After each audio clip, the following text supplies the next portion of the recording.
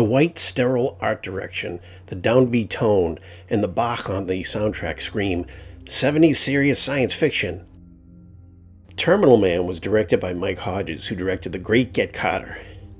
I liked the Michael Crichton novel, and this is a straightforward adaptation, losing detail but getting the basic shape right.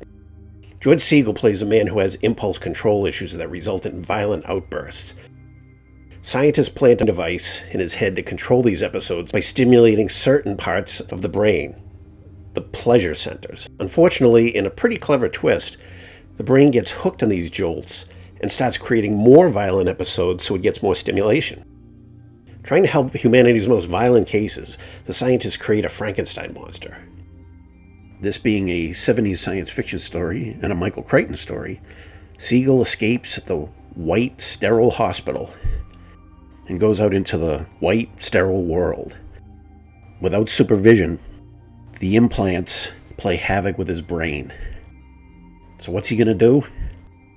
Nothing good. The 70s was a time of rebirth of the Frankenstein story. Medicine was just another form of authority, another of the things that we used to trust but couldn't trust anymore. Joan Hackett was a distractingly bad hairdo in this, is one of the doctors who objects to the procedure, and she's instantly believable. Richard Dysart, who apparently has been 60 years old forever, is excellent as the surgeon who implants the device. During the operation scene, his attempts at humor actually make him and the other doctors seem more inhuman, like robots trying to mimic warm human behavior. Inhuman behavior is on display in a scene in which Hackett and Siegel are observed as the implant is being tested.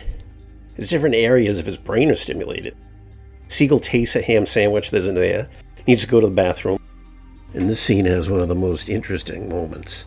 The doctors manipulate Siegel into coming on to Hackett's character. Normally in this type of movie, when something like that happens, the men would be yucking it up. But here, they're just as flat and logical as when they were making him think he had to go to the bathroom or wanted a ham sandwich. They're so inhuman, they're not even able to be sexist pigs. Dominance of white in the color scheme is a good idea for inside the hospital, but I think it was a mistake to continue it when he escapes out into the real world. We need some visual contrast. The one bloody scene begins with a shock of red in this white world, but when bloody water pours onto the floor, it's like something the art director thought would look cool. The message of the Terminal Man, like that of A Clockwork Orange, is mess with the human mind and you mess with the human being.